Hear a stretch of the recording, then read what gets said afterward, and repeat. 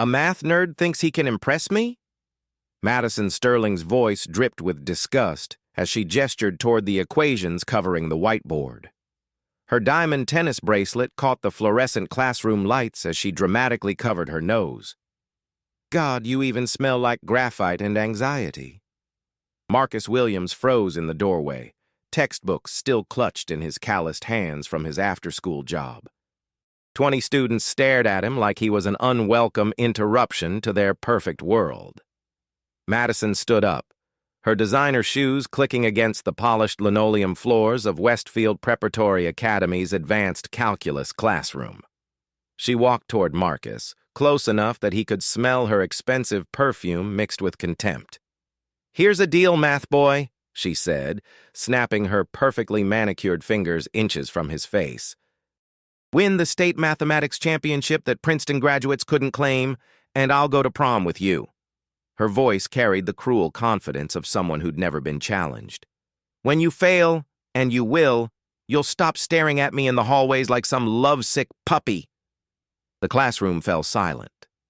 The state championship represented 4 years of academic dreams, full scholarships to MIT, and recognition that could transform a scholarship kid's entire future. Have you ever been dismissed so completely that someone bet their reputation you'd fail? Westfield Preparatory Academy rose from Connecticut's prestigious countryside like a marble monument to educational privilege. The 150-year-old institution housed America's most promising future leaders, where billion-dollar family fortunes took shape in ivy-covered buildings and dormitories that smelled of tradition and entitlement. The 40-story academic tower housed the most advanced mathematics program in New England, where mathematical dreams were forged in sterile classrooms and conference rooms that reeked of leather-bound textbooks and parental ambition. Madison Sterling had built her social empire with ruthless precision. At 17, she commanded respect through fear and family connections. Her blonde hair always fell in perfect waves, her uniform tailored to intimidate while remaining within dress code boundaries. The academic world called her brilliant, a 4.2 GPA paired with devastating social influence. Her classmates whispered different words behind closed doors. The school's crown jewel sat displayed in the main hallway, a trophy case containing 40 years of state mathematics championship victories.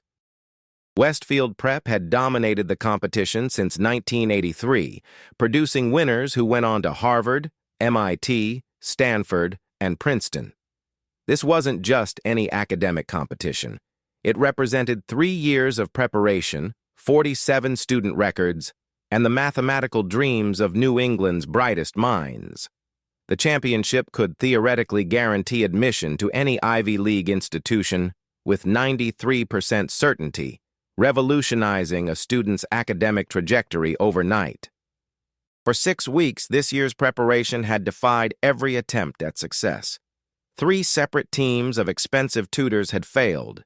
67 practice tests had yielded nothing but frustration and mounting pressure from parents who donated millions to ensure their children's success.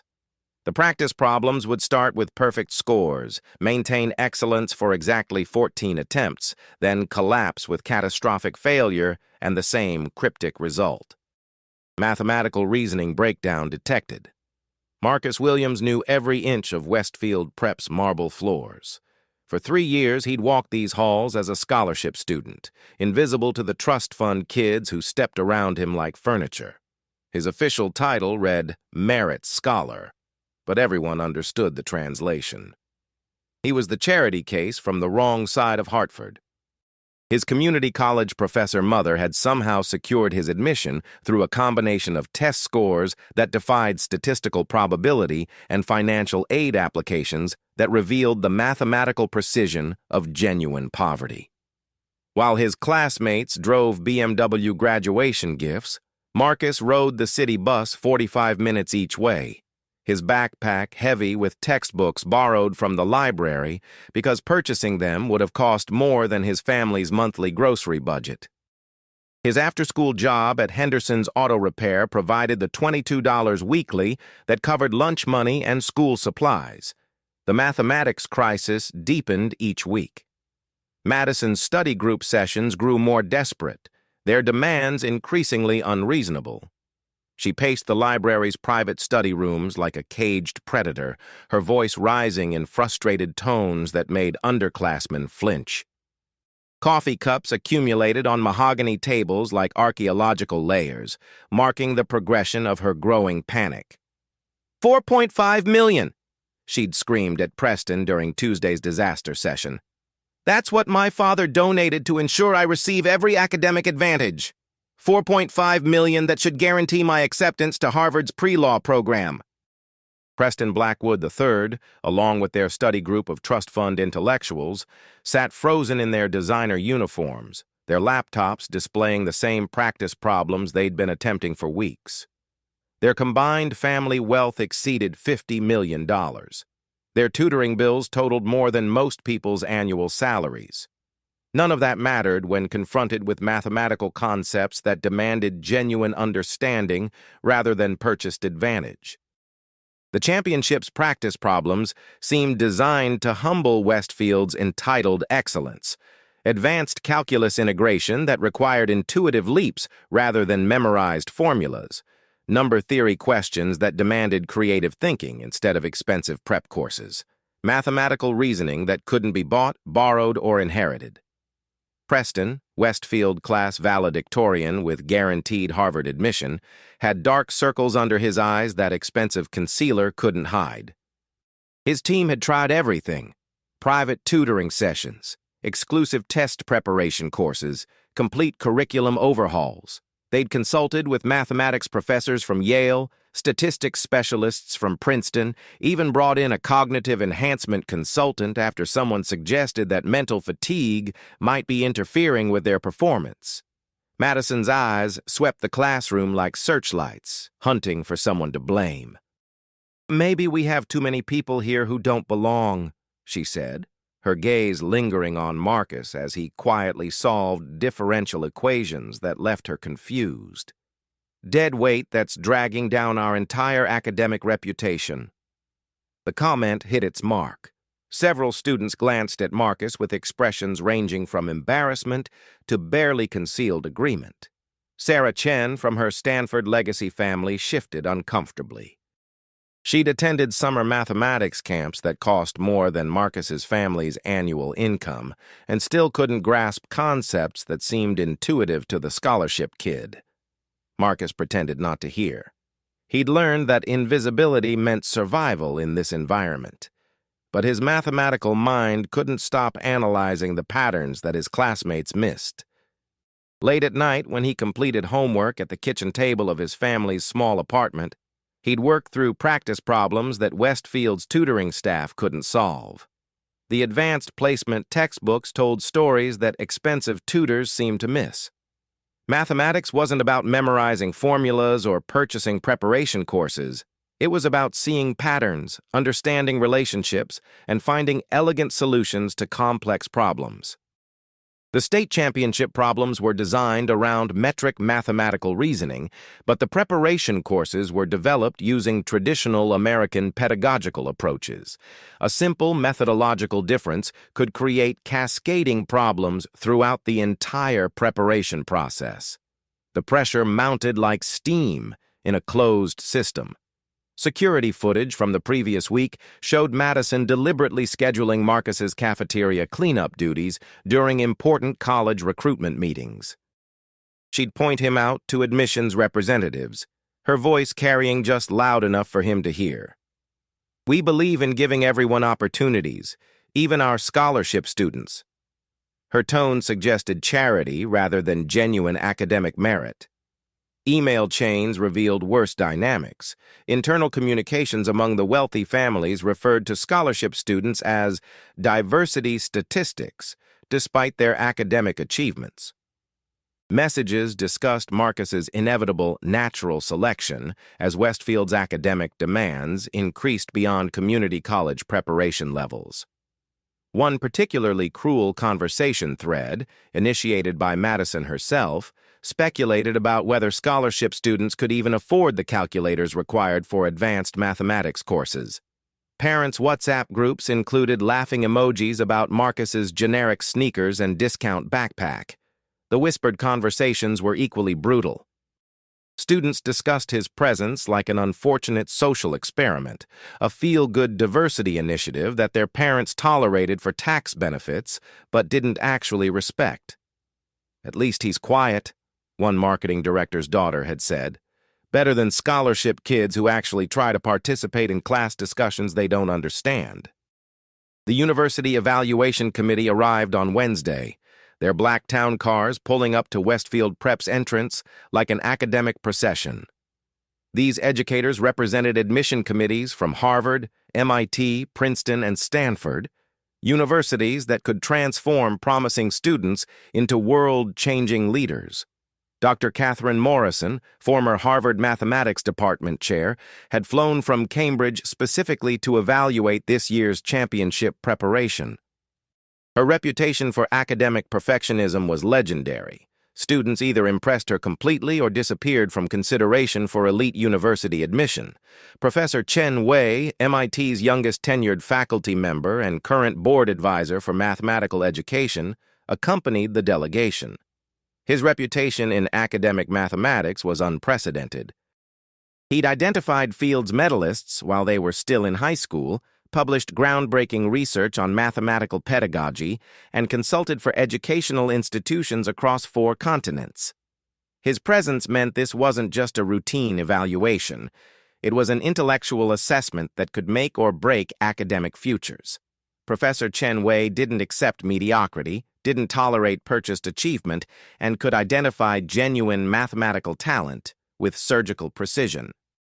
More importantly, he'd grown up in circumstances similar to Marcus's, brilliant, poor, and underestimated by systems designed to favor privilege over potential.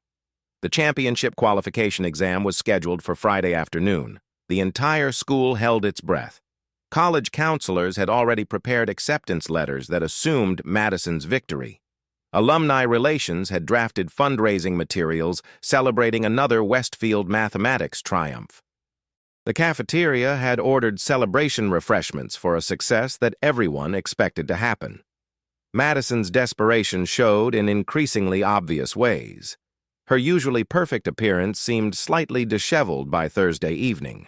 Her study group consumed endless energy drinks and hired additional tutors whose credentials read like academic resumes from another planet. Security guards reported hearing muffled screaming and the sound of expensive shoes kicking metal lockers in the girls' bathroom. Meanwhile, Marcus continued his invisible existence. He watched privileged students work 16-hour study sessions, consuming stimulants and developing increasingly wild theories about mathematical shortcuts and memorization strategies. They hired former Ivy League professors as private tutors, attended weekend workshops that cost more than semester's tuition at community colleges, even consulted with educational psychologists about performance optimization techniques. One desperate student suggested that the school's wireless internet might be disrupting their cognitive harmony. But Marcus heard something they couldn't. During his late-night bus rides home, when the city fell quiet around him, he'd review the day's mathematical concepts in his mind. The problems had voices, logical structures, and pattern relationships that reminded him of his mother's teaching philosophy at Hartford Community College. Every equation tells a story, Professor Janet Williams had taught him during childhood evenings when she graded papers at their kitchen table. Mathematics isn't about memorizing solutions, it's about understanding the conversation between numbers and logic. This year's championship problems sounded like conversations that required genuine listening rather than expensive translation services. Hartford, 2010. The community college mathematics department was bleeding funding like a wounded institution, but Professor Janet Williams's classroom still hummed with purpose. At 37, she moved with the determined grace of someone who'd spent 15 years proving that excellent education could flourish anywhere, regardless of resources. 8-year-old Marcus pressed his face against the classroom window, watching his mother work miracles with students whom 4-year universities had written off as unprepared. Many were single parents, returning veterans, immigrants whose foreign credentials weren't recognized, people who needed mathematical skills to change their lives but couldn't afford private tutoring or elite preparation courses. "Come here, sweetheart," Janet called without looking up from helping a struggling student understand algebraic foundations. "Time you learned something beautiful." That semester changed everything. While other kids spent afternoons watching television, Marcus discovered the cathedral of logic and pattern recognition that was his mother's domain. Janet had been one of the first African-American women to earn a mathematics PhD from UConn, breaking barriers in the 1990s when such achievements required extraordinary persistence and intellectual courage. "Listen carefully," Janet would say, placing Marcus's small hand on a graphing calculator while explaining quadratic functions. "Mathematics is the universe's way of talking to itself. These equations describe everything from planetary motion to population growth, from architectural structures to economic systems." The community college philosophy was profound yet simple. "Son, mathematics doesn't care about your family's bank account or social connections. It only responds to those who truly understand its logical structure. Respect the concepts, practice consistently, and numbers will never lie to you." Janet taught Marcus to see problems as puzzles that demanded creative thinking rather than memorized procedures. A calculus derivative could reveal the rate of change in any dynamic system. Statistical analysis could expose patterns in seemingly random data. Mathematical modeling could predict outcomes and optimize solutions across countless disciplines. These weren't skills available through expensive tutoring or prep courses. They were intellectual habits developed through years of genuine curiosity and persistent practice. The lessons extended beyond academics. Janet had survived 2 decades in educational environments that questioned her qualifications and minimized her expertise. She'd earned respect through undeniable competence, solving theoretical problems that stumped colleagues with more prestigious degrees. "Privileged folks are going to test you differently," she told Marcus during those formative years. "They'll assume your potential is limited by your circumstances, but mathematics doesn't recognize social hierarchies. When you solve problems they couldn't, suddenly your background becomes irrelevant." By age 15, Marcus could work through multivariable calculus problems that challenged college sophomores. He understood the intricate relationships between algebraic structures, geometric principles, and statistical analysis better than most students who'd attended expensive summer math camps. Community college professors were amazed by his intuitive grasp of mathematical concepts that typically required years of formal study to master. Dr. Martinez, who'd taught at Yale before choosing community college education, pulled Janet aside after observing Marcus solve a particularly elegant proof. "Your son has a gift," she said simply. "I've seen Princeton graduates with less mathematical intuition.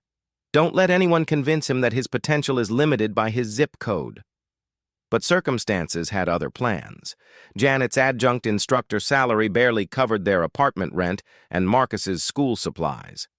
When Westfield Prep offered a full merit scholarship based on his standardized test scores, the opportunity seemed like divine intervention. The transition wasn't easy. Moving from community college environments that celebrated intellectual curiosity to prep school cultures that emphasized social hierarchy and inherited advantage created daily challenges that tested Marcus's confidence and determination.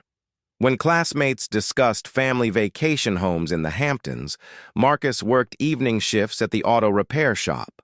When others received new cars for their 16th birthdays, he rode city buses and walked when weather permitted. When Madison's crowd attended expensive SAT preparation courses, Marcus studied with library books and online resources that his mother helped him access through her teaching credentials. Janet's voice echoed in his mind during the most difficult moments. "Mathematics is your passport to any future you choose, baby. These temporary circumstances don't define your permanent potential." Thursday morning brought chaos. The final practice test had failed spectacularly, leaving Madison's study group in tears and triggering emergency meetings with college counselors. Students sat in the library with ruined notebooks, their expensive preparation materials rendered useless, their academic reputations hanging by threads thinner than spider silk. The smell of eraser shavings and desperation mixed with air freshener created an atmosphere of defeat that permeated the entire academic building. Professor Chen Wei watched the disaster unfold with academic stoicism, his expression revealing nothing. Dr. Morrison took detailed notes, her pen moving in sharp, precise strokes. The other university representatives exchanged glances that suggested their recruitment visits might conclude earlier than planned. Madison convened an emergency all-hands meeting. 200 students packed into the main auditorium, their faces reflecting various stages of panic and resignation. The university representatives sat in the front row, their expressions unreadable behind designer glasses. Marcus stood in the back near the emergency exits, invisible as always. "Ladies and gentlemen," Madison began, her voice steady despite the trembling in her hands. "We face our greatest challenge. Our mathematics preparation, the foundation of our academic excellence, remains insufficient for championship-level competition. Our tutoring teams have exhausted conventional strategies." She paused, letting the weight of failure settle on the room like dust. "Effective immediately, we will begin emergency preparation measures. Anyone who can't contribute directly to solving this crisis should consider whether they truly belong at Westfield's level of academic excellence." The auditorium fell silent except for the whisper of air conditioning and muffled sobs from the back rows. Madison's gaze swept across faces, hunting for someone to sacrifice to the academic gods. Her eyes lingered on Marcus with predatory interest. That's when Marcus made his mistake. He raised his hand. "Ma'am," his voice carried clearly through the auditorium's acoustics. "I think the problem might be in the pedagogical approach, not the mathematical content." 200 heads turned toward him like sunflowers following light. The university representatives leaned forward with sudden interest. Professor Chen Wei raised an eyebrow, his expression shifting from boredom to curiosity. Madison's face transformed. Surprise gave way to rage, then to something far more dangerous, opportunity. But what Madison didn't know about Marcus would change everything. The real story was just beginning. Standing in Westfield Prep's auditorium, facing 200 skeptical faces and Madison's predatory smile, Marcus felt his mother's presence like a warm hand on his shoulder. The state mathematics championship wasn't different from those community college problem sets that had shaped his understanding. It just needed someone who could hear the logical conversations that numbers wanted to share. The auditorium fell into a silence so complete that the building's ventilation system sounded like rushing wind. Madison Sterling stood frozen at the podium, her manicured fingers gripping the microphone stand until her knuckles turned white. She hadn't expected this moment, a scholarship student challenging her in front of university representatives who could make or break academic futures. Professor Chen Wei leaned forward in his front row seat, his steel-gray eyes fixed on Marcus with the intensity of an academic predator spotting intellectual prey. Beside him, Dr. Morrison set down her coffee cup with deliberate precision, her legendary educational instincts suddenly alert. The other university representatives whispered in rapid, harsh consonants that cut through the tension like scattered glass. Madison's mind raced through possibilities. She could dismiss Marcus's comment, maintain her social authority, and proceed with the blame assignment. But something in Professor Chen Wei's expression stopped her. The MIT faculty member was studying Marcus with the same focus he'd reserved for identifying future Fields medalists. This wasn't the time for quick dismissals. A cruel smile spread across Madison's lips as a better idea crystallized. Why simply humiliate him when she could destroy him publicly? Make an example that would terrify every scholarship student into absolute compliance while entertaining her university guests with prep school social theater. Well, she said, her voice amplified through the auditorium sound system. Our scholarship consultant has an opinion about advanced mathematics. The word scholarship dripped with venom that made several students cringe visibly. She stepped away from the podium, her designer heels clicking against the stage's polished wood. Marcus Williams, isn't it? The student who works at an auto repair shop and rides the city bus thinks he understands what 67 tutoring professionals couldn't solve. Nervous laughter rippled through the audience.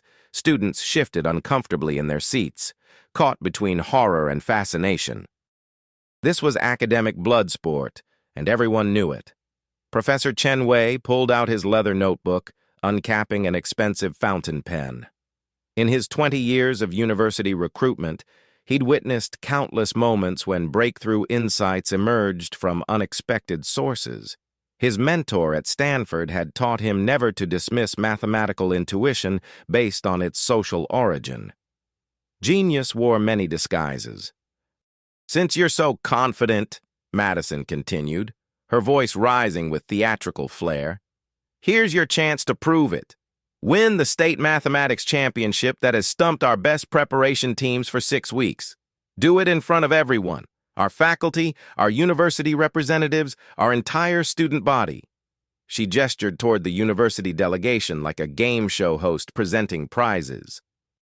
These distinguished educators represent admission committees at Harvard, MIT, Princeton, and Stanford. They came to evaluate Westfield's academic excellence. Let's give them a demonstration they'll never forget. Professor Chen Wei's expression remained unreadable, but his assistant was already typing notes on a tablet. Whatever happened next would be documented, analyzed, and reported back to Cambridge. American prep school culture was apparently more entertaining than anticipated. Madison's voice dropped to a whisper that the microphone caught and amplified throughout the auditorium. "Here are the stakes, Marcus. You have exactly 2 hours to prepare for and complete a championship-level mathematics examination. If you succeed, which we both know you won't, I'll personally escort you to senior prom as my date, and my father will endow a full scholarship in your name." The auditorium buzzed with shocked murmurs.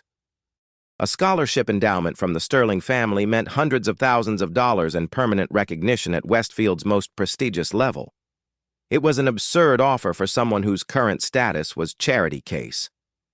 "But when you fail," Madison continued, her smile sharp enough to draw blood, "you're not just academically dismissed, you're banned from this institution permanently. Administration will revoke your scholarship, and I'll personally ensure that every elite preparatory school in New England knows about your spectacular failure." She snapped her fingers, and 2 security guards materialized at the auditorium side doors like summoned enforcers. Their presence wasn't subtle. This was intimidation theater designed to terrify anyone else who might consider challenging social hierarchy. Dr. Morrison stood up suddenly, her movement commanding attention throughout the room. At 58, Catherine Morrison commanded respect that transcended institutional politics. Her work at Harvard had revolutionized mathematical education. Her consulting firm counted every Ivy League institution as clients. When she spoke, academics listened. "I'll serve as neutral examiner," she announced, her voice carrying the authority of someone who'd never been questioned about educational decisions. "This challenge requires impartial oversight to ensure academic fairness and pedagogical validity." Madison's smile flickered momentarily. She hadn't anticipated this development. Dr. Morrison's involvement legitimized the challenge, transforming it from social humiliation into formal academic evaluation. Professor Chen Wei nodded approvingly. "Excellent. Mr. Williams, you have our complete attention." His English was precise, carrying the weight of mathematical authority that had identified some of America's greatest young minds. "We are curious to observe unconventional problem-solving methodologies." The auditorium erupted in whispered conversations. Students pulled out smartphones, already composing texts and social media posts about the unfolding drama. This was the kind of academic theater that would be discussed in prep school circles for years. Madison realized she'd lost control of the narrative, but it was too late to retreat. "Fine," she said, her voice tight with barely controlled anger. "Dr. Morrison can witness your inevitable failure, but I'm adding one more condition." She gestured toward the cameras that Westfield used for promotional materials and distance learning. "We're live streaming this entire challenge on the school's official social media accounts. Let the world see what happens when unqualified people attempt achievements beyond their capabilities." The live streaming suggestions sparked immediate activity. Media assistants scrambled to set up professional lighting and camera angles. Social media managers began crafting hashtags. Westfield Challenge, Mathematics, Test, Academic Excellence. Within minutes, the school's Instagram and LinkedIn accounts would be broadcasting live footage to thousands of followers across elite educational networks. Marcus stood motionless throughout this academic circus, his backpack still beside him like a faithful companion. His calloused hands remained steady despite the earthquake of attention focused on his every breath. This was the moment Janet Williams had prepared him for, not through specific training, but through a lifetime of understanding that mathematics responded to competence regardless of social credentials. Dr. Morrison walked down the auditorium aisle, her heels making confident sounds against polished concrete. She stopped directly in front of Marcus, studying his face with the intensity of someone who'd spent decades evaluating intellectual potential. "Young man," she said quietly, her voice meant only for his ears, "are you absolutely certain you want to proceed? This isn't just about solving mathematical problems. Your entire academic future is at stake." Marcus met her gaze steadily. "Ma'am, I've been listening to mathematical patterns my whole life. These problems have been trying to tell us their solutions. We just haven't been hearing them correctly." Dr. Morrison nodded slowly. Something in his eyes reminded her of the young mathematicians she'd mentored at Harvard, that combination of knowledge, intuition, and quiet confidence that separated true talent from mere preparation. "Very well," she said loud enough for the microphones to capture. "Let's see what you can do." The challenge was officially accepted. 2 hours to prove or destroy a lifetime of hidden expertise. The mathematics problems waited in the testing center like intellectual judges, their silent testimony about to determine one young man's destiny. The crowd began moving toward the academic building, smartphones recording every step of this unprecedented prep school drama. The advanced mathematics classroom transformed into an amphitheater of judgment. 200 students pressed against the glass walls, their faces creating a mosaic of anticipation and doubt. The university representatives arranged themselves in faculty chairs like an academic tribunal. Professor Chen Wei checked his platinum watch with MIT precision. Dr. Morrison positioned herself beside the testing station with the authority of someone who'd witnessed countless moments of mathematical truth. The championship examination dominated the smartboard like an intellectual altar. Advanced calculus integration, number theory applications, and statistical modeling that had confounded Preston's expensive tutoring team for 3 weeks. The problems seemed to pulse with mathematical complexity that separated genuine understanding from memorized procedures. Madison Sterling stood near the floor-to-ceiling windows, her silhouette framed against the Connecticut countryside.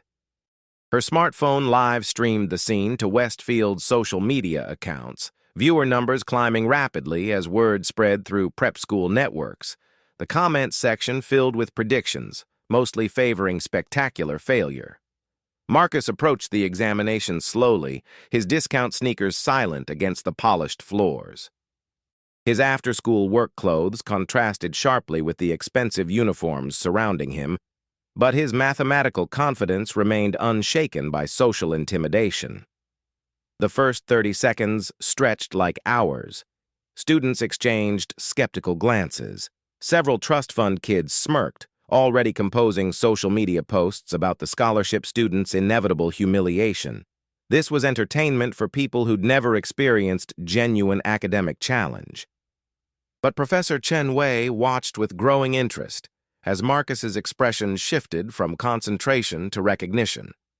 "It's fighting itself," Marcus said suddenly, his voice carrying clearly through the classroom's acoustics. "The pedagogical approach is perfect, but it's trying to compensate for methodological problems that shouldn't exist." He opened his eyes, looking directly at Professor Chen Wei. "Sir, these problems were designed using European mathematical conventions." "Correct," Professor Chen Wei responded, his eyebrows rising slightly. "The International Mathematical Olympiad standards require metric logical reasoning."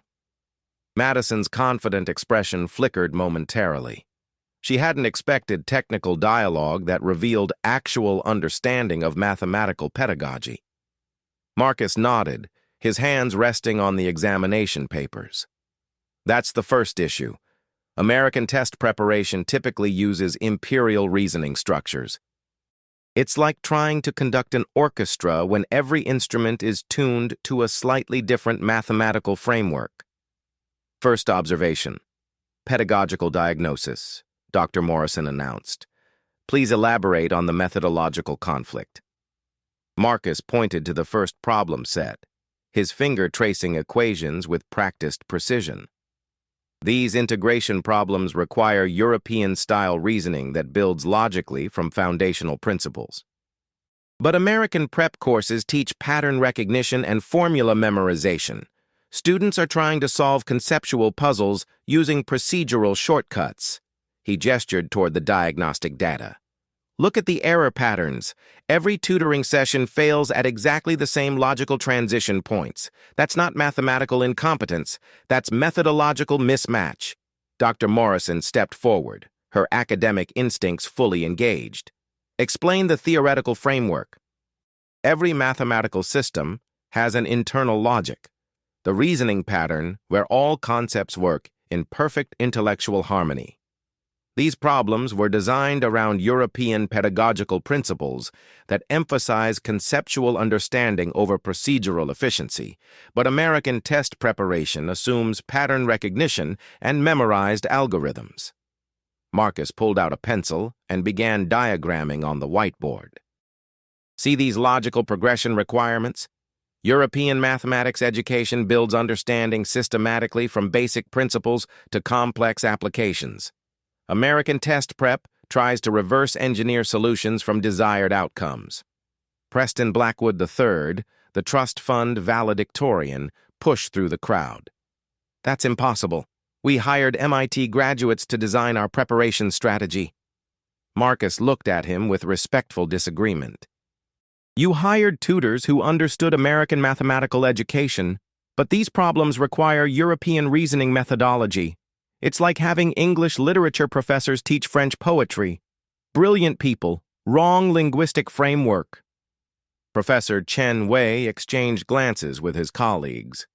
This wasn't the rambling of an unqualified scholarship student. This was sophisticated pedagogical analysis that addressed fundamental educational philosophy differences.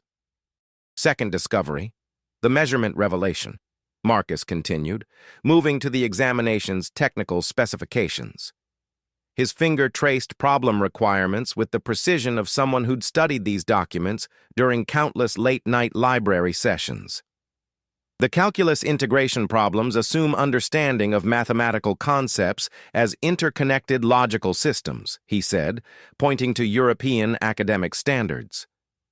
"But American test preparation treats calculus as a collection of independent procedures to be memorized and applied mechanically." Dr. Morrison leaned over the examination papers, her fountain pen following his analysis. "Continue. Educational tolerance in European mathematics allows for conceptual flexibility. Students must understand why formulas work, not just how to apply them. American test preparation typically emphasizes procedural accuracy. Students memorize algorithms, but don't necessarily grasp underlying logical principles." He pulled out his calculator, demonstrating problem-solving approaches with practiced efficiency. The integration techniques, number theory applications, even the statistical modeling, everything requires conceptual understanding that European education develops systematically. American prep courses assume computational proficiency without conceptual foundation. Marcus continued, his confidence growing as the educational logic unfolded. Students are trying to solve conceptual problems using procedural knowledge. It's like trying to write poetry when you've only memorized grammar rules. The mechanical skills are there, but the creative understanding is missing. Madison's live stream comments exploded with academic discussions. Viewers were sharing the stream across educational networks, and several Harvard and MIT professors joined the conversation with pedagogical questions and grudging intellectual recognition. Preston studied the problem analysis, his expression shifting from skepticism to amazement. The methodological framework creates cascading comprehension errors, he muttered, his prep school training finally connecting with Marcus's intuitive understanding. Professor Chen Wei stood up, examining the analysis himself. MIT faculty pride demanded verification of any claims about mathematical pedagogy. After several minutes of careful evaluation, he nodded slowly. The pedagogical analysis is theoretically sound. Third discovery, the elegant solution, Dr. Morrison announced. So how do we solve it? Instead of proposing expensive curriculum modifications or additional tutoring services, Marcus walked to his backpack and retrieved what appeared to be a simple notebook, pages covered with hand-drawn diagrams and handwritten explanations. A conceptual bridge, he explained, holding the notebook up for everyone to see. Instead of teaching students to memorize European procedures or retraining them in completely different mathematical frameworks, we create understanding pathways that connect American computational skills with European conceptual reasoning. Madison's confident expression cracked completely. You're suggesting handwritten notes can solve a problem that's cost us 6 weeks and thousands in consulting fees? Sometimes the most elegant educational solutions are the simplest, Marcus replied. American procedural knowledge and European conceptual reasoning are both valuable. They just need a translator to help them communicate effectively. He began explaining his approach with movements that spoke of years of mathematical experience. His reasoning worked with the confident precision of someone who'd solved countless problems in community college workshops, Hartford library study sessions, and late-night apartment kitchen homework sessions. Dr. Morrison watched every logical step with professional fascination. Where did you learn pedagogical bridge methodology? My mother taught me that mathematics has a soul, Marcus said, diagramming connections between different reasoning approaches. You can't fix intellectual understanding with procedural memorization. You have to listen to what the concepts are trying to teach you, then help students find their natural learning rhythm. The pedagogical demonstration took 12 minutes. The conceptual bridge connected American computational skills with European reasoning requirements, requiring no abandonment of existing knowledge or complete curriculum overhaul. It was educational elegance at its purest, solving complex learning problems through simple, intuitive connections. Ready for testing, Marcus announced, stepping back from the whiteboard. The classroom fell silent. Professor Chen Wei checked his watch again. 1 hour and 47 minutes had elapsed. If Marcus's analysis was correct, he should now solve the championship problems flawlessly. If he was wrong, his academic career and reputation would be destroyed in the most public way possible. Dr. Morrison positioned herself at the monitoring station, her experienced eyes ready to evaluate every solution and reasoning process. The university representatives leaned forward with collective anticipation. Madison's smartphone captured every moment for thousands of online viewers who'd become invested in this unlikely academic drama. Begin the examination, Dr. Morrison commanded. The moment of truth had arrived. 67 previous attempts by the best students had failed. Could a scholarship student with a community college background succeed where trust fund kids with expensive preparation had fallen short? Marcus held his pencil steady, ready to reveal mathematical secrets to anyone who'd truly learned to listen to logical conversation. The examination timer started, and Destiny engaged with the sound of pencil on paper, finding its natural rhythm for the first time in 6 weeks. The pencil moved across the paper with a precision that echoed through the silent classroom, like mathematical music. 200 people held their breath as Marcus began solving problems that had stumped Westfield's best students for weeks. But something was different, immediately, unmistakably different. The hesitant, uncertain approach that had plagued every previous attempt was gone.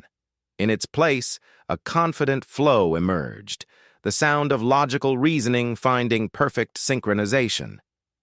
Each solution built upon the previous one, contributing to an intellectual harmony that made Dr. Morrison's eyes widen with recognition.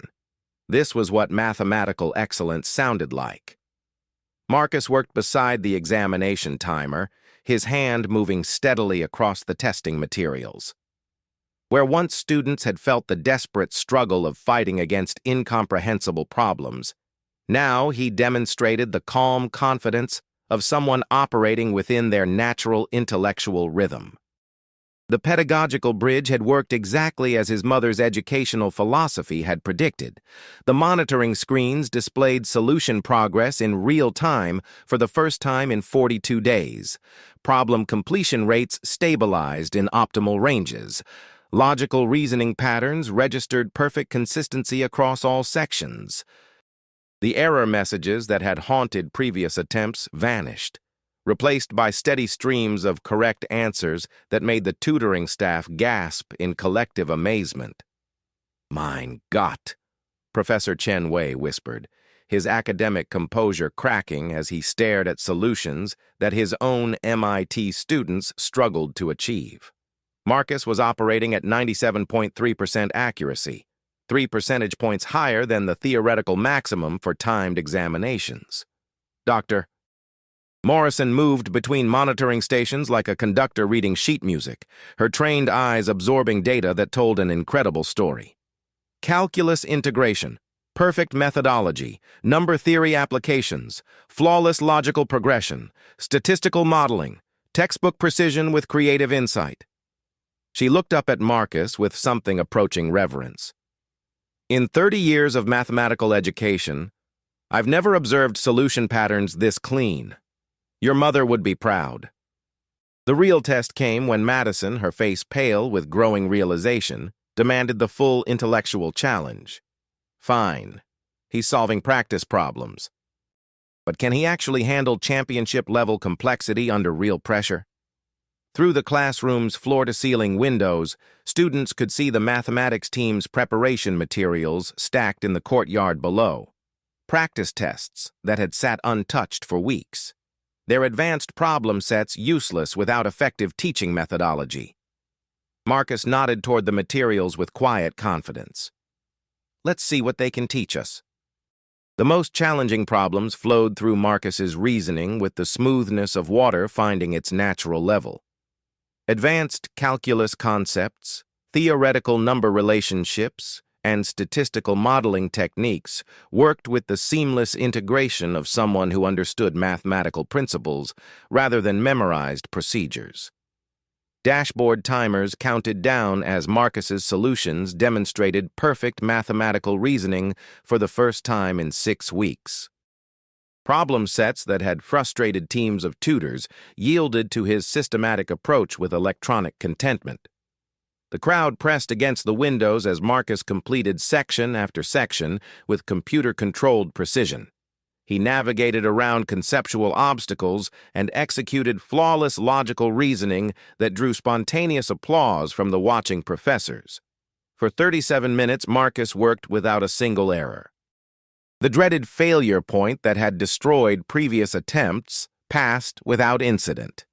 20 minutes beyond that, his solutions continued operating with European pedagogical precision, guided by American computational efficiency and Hartford Community College mathematical wisdom. Professor Chen Wei's assistant typed furiously on her tablet, documenting performance metrics that exceeded every specification in their original recruitment expectations. The other university representatives huddled in rapid conversation, their expressions shifting from skepticism to amazement to barely contained excitement about scholarship possibilities. Madison's live stream had attracted over 50,000 viewers. The comments section scrolled too rapidly to read individual messages.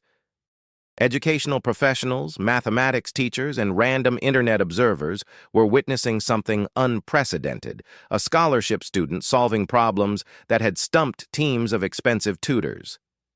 "Time," Dr. Morrison finally commanded. "Pencils down."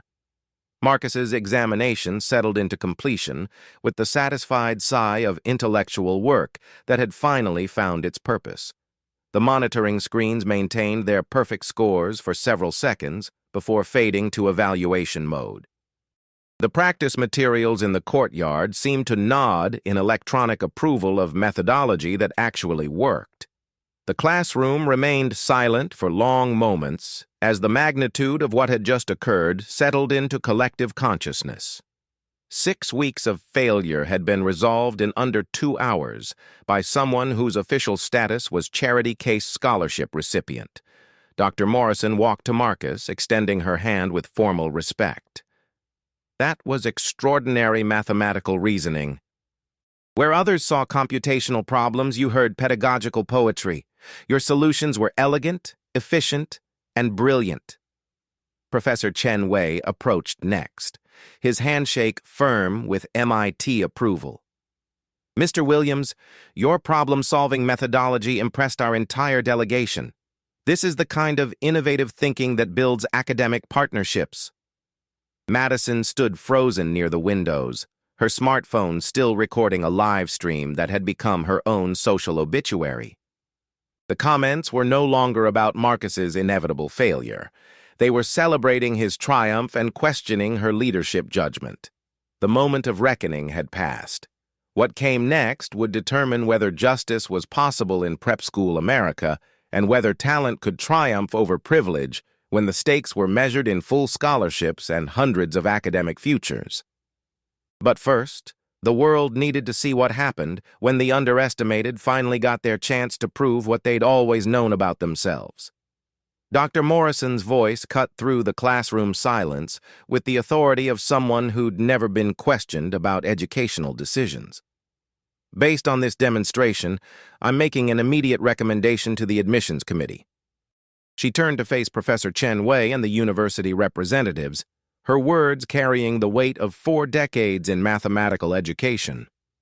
"Marcus Williams has demonstrated exceptional analytical capability and innovative problem-solving that exceeds anything I've witnessed from traditional prep school students. His methodology was pedagogically sound, his solutions were elegant, and his execution was flawless." Professor Chen Wei nodded with MIT precision. "Our delegation concurs completely. Mr. Williams's approach impressed our entire evaluation team." He paused, checking notes on his assistant's tablet. "We are prepared to offer immediate early admission to our mathematics program, specifically with full scholarship funding and research opportunities." The classroom erupted in whispers. A full MIT scholarship meant hundreds of thousands of dollars in education value and guaranteed access to the world's most prestigious mathematical research programs. "Furthermore," Dr. Morrison continued, her fountain pen poised over official documentation, "I'm bypassing normal application protocols to offer immediate admission to Harvard's accelerated mathematics track, effective this fall. The scholarship package will reflect market value for someone with demonstrated expertise in advanced mathematical reasoning." Madison's live stream comments exploded with celebration. Viewers were sharing the stream across educational networks, and several competing universities were already reaching out through social media with recruitment offers. The hashtag #Marcus Williams began trending as mathematics educators worldwide discussed the pedagogical brilliance they'd just witnessed. Preston stepped forward from his trust fund study group, his expression a mixture of humility and intellectual respect. Our entire team formally apologizes for overlooking your insights.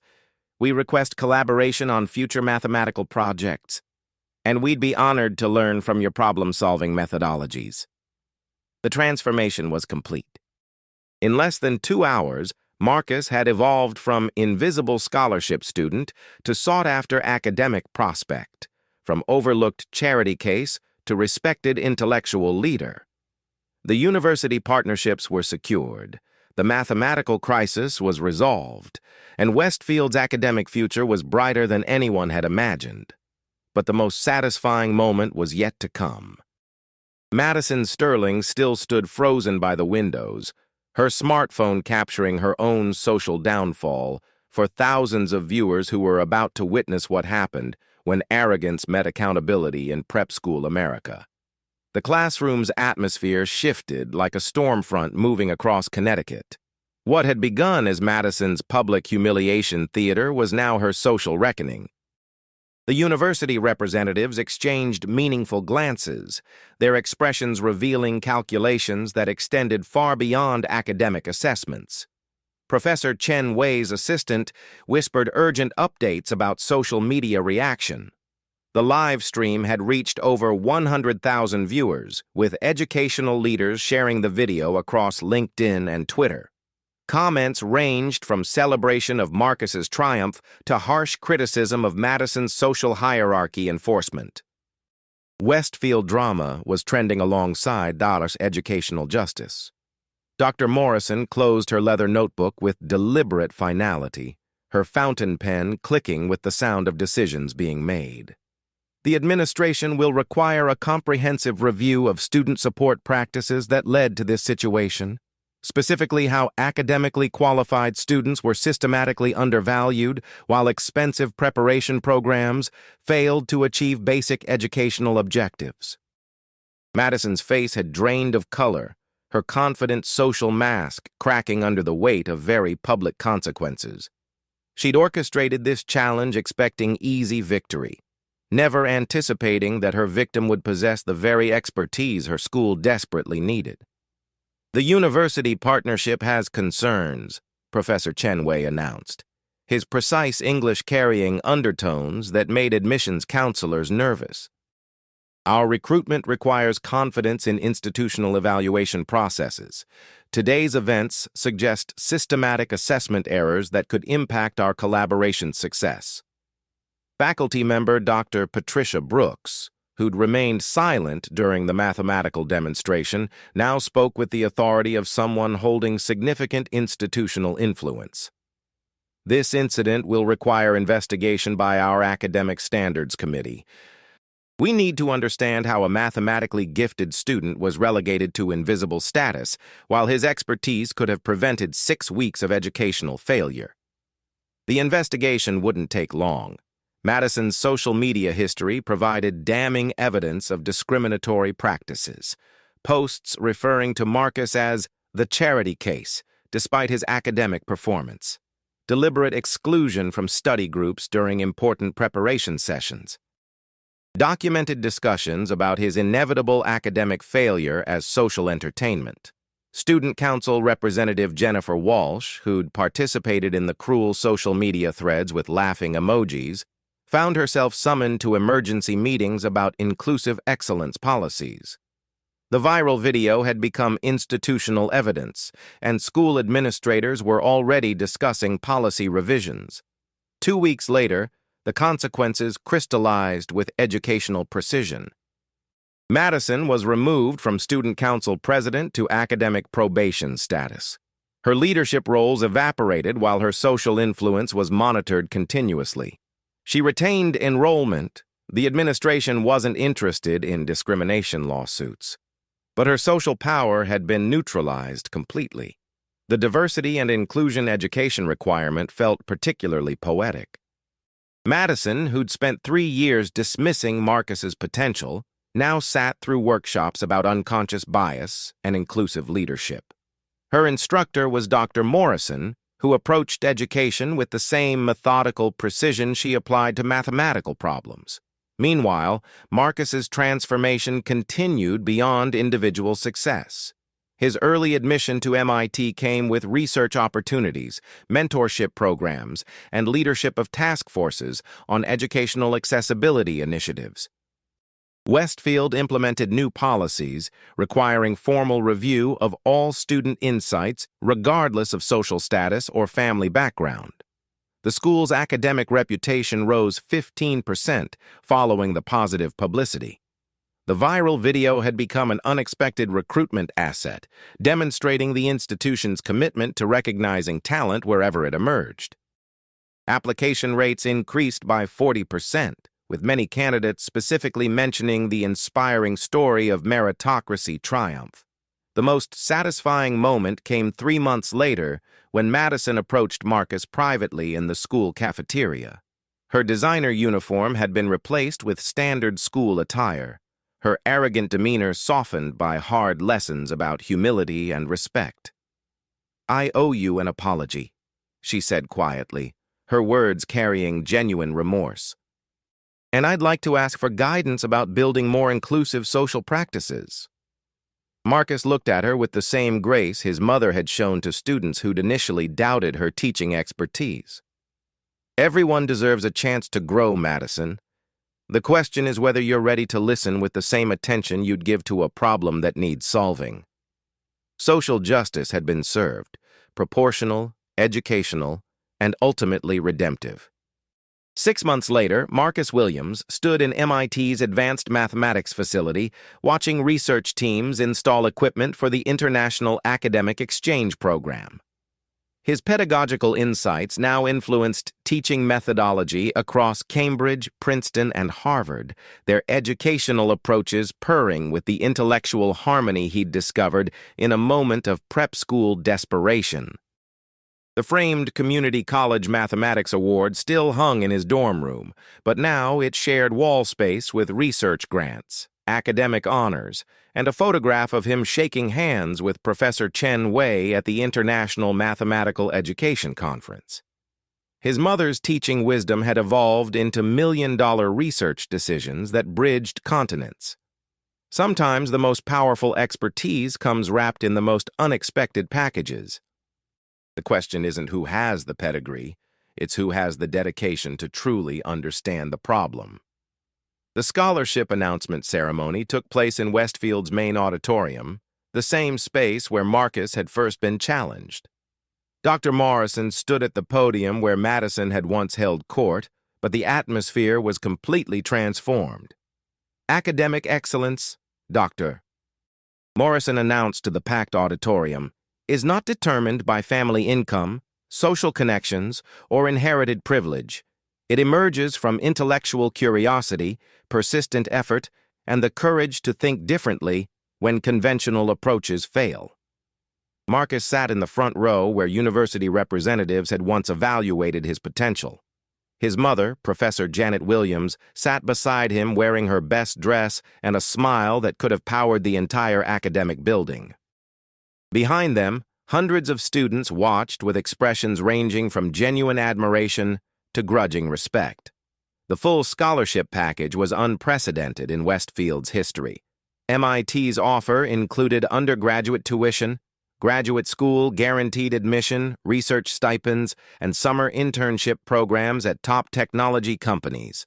Harvard had countered with their accelerated mathematics track plus law school preparation. Princeton offered their theoretical mathematics program with European exchange opportunities. "The choice," Dr. Morrison continued, "belongs to a young man who understood that mathematical truth transcends social boundaries. Marcus Williams will attend MIT this fall as a freshman with sophomore standing, full research privileges, and our institution's deepest respect." The applause was thunderous. Students who'd once ignored Marcus now stood in ovation. Faculty members who'd overlooked his potential now applauded his success.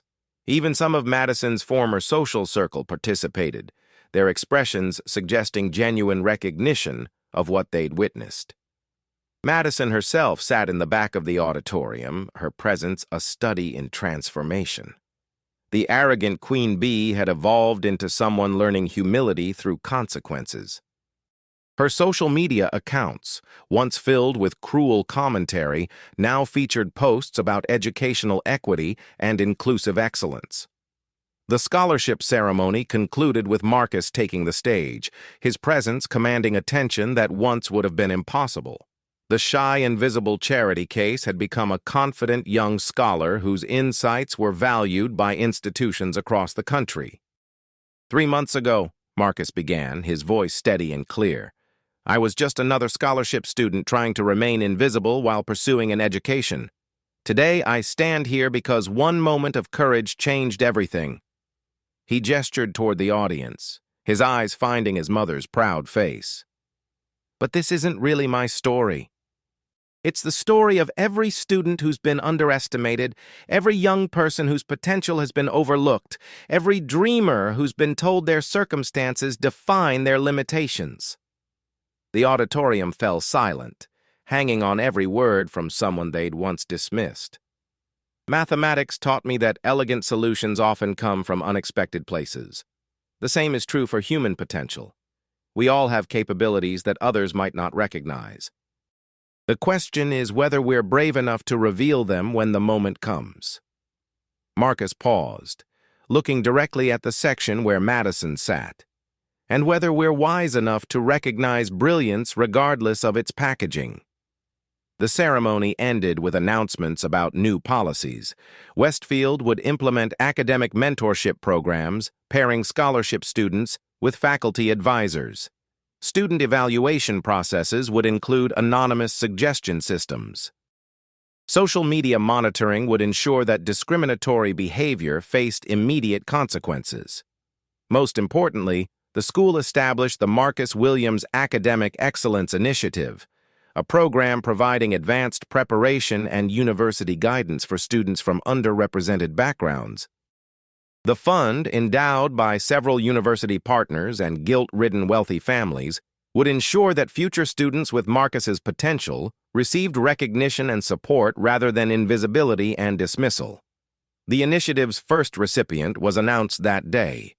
Sarah Chen, a brilliant sophomore whose mathematical insights had been overshadowed by her family's expectation that she focus on business rather than theoretical research. The program would provide her with research opportunities, advanced coursework, and mentorship from MIT professors.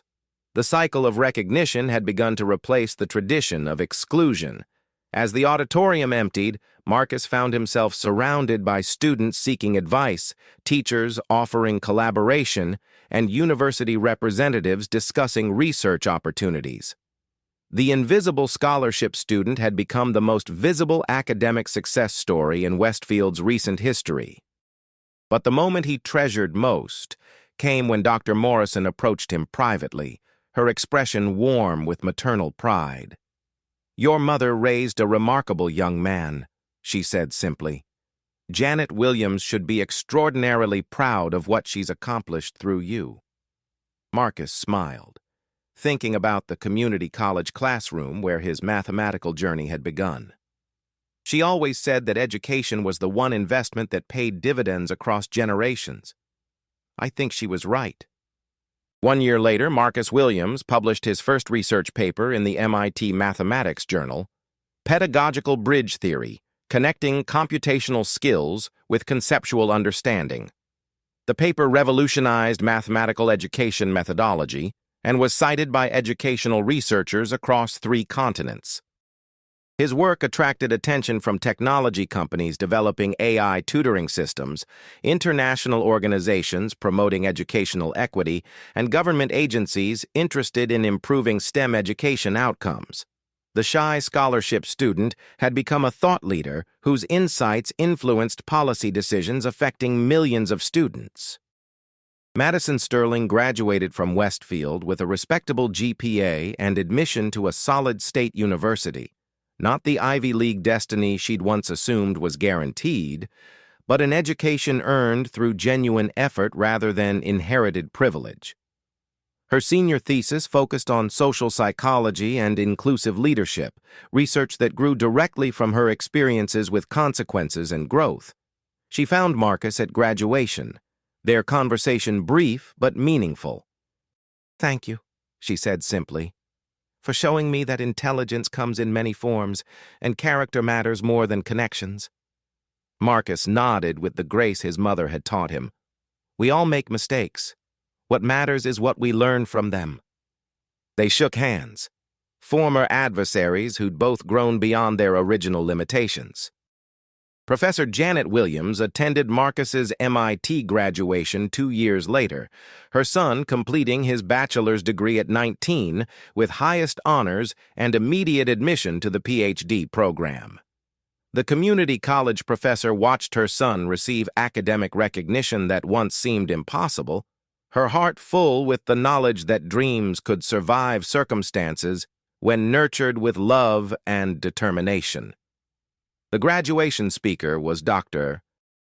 Morrison, whose words echoed across MIT's campus with educational wisdom earned through decades of observing young minds fulfill their potential. "Excellence," she told the assembled graduates, "is not the privilege of the privileged. It's the birthright of anyone willing to work, learn, and persevere regardless of their starting point." Today's graduates prove that America's greatest resource isn't our wealth or technology. It's our commitment to recognizing and developing human potential wherever we find it. Marcus Williams stood among his classmates, no longer invisible, no longer underestimated, but still carrying the values his mother had taught him at their kitchen table in Hartford. Mathematics had been his pathway to recognition, but character had been his guide to handling success with humility and grace. The kid who'd once ridden city buses to prep school was now headed to Stanford for doctoral research, his future limited only by his imagination and work ethic. The scholarship student who'd been dismissed as charity case had become a scholar whose work would influence educational policy for generations. Sometimes the most profound transformations begin with a single moment of courage. The decision to raise your hand when everyone expects you to remain silent, to demonstrate your worth when others assume you have none, to prove that talent transcends circumstances when given the opportunity to shine. Marcus Williams had taken that moment and transformed it into a lifetime of possibility, not just for himself, but for every student who would benefit from the programs, policies, and perspectives his courage had created. The invisible had become undeniable, the underestimated had become unstoppable, and the charity case had become the champion of educational equity. His story became legend at Westfield Prep, told to incoming students as proof that merit could triumph over prejudice, that intelligence could overcome ignorance, and that one brave moment could change not just an individual life, but an entire institutional culture. The cheerleader had mocked the nerd, challenging him to win an impossible contest. He'd won far more than a mathematics competition. He'd won respect, recognition, and the right to determine his own destiny. Most importantly, he'd won the chance to ensure that future students would never face the barriers he'd overcome, creating a legacy of opportunity that would outlast any individual achievement. The final lesson was perhaps the most important. True victory isn't about defeating others, it's about elevating everyone to heights they never imagined possible. Marcus Williams had done exactly that, transforming mockery into motivation, challenge into triumph, and dismissal into lasting change that would benefit generations of students yet to come.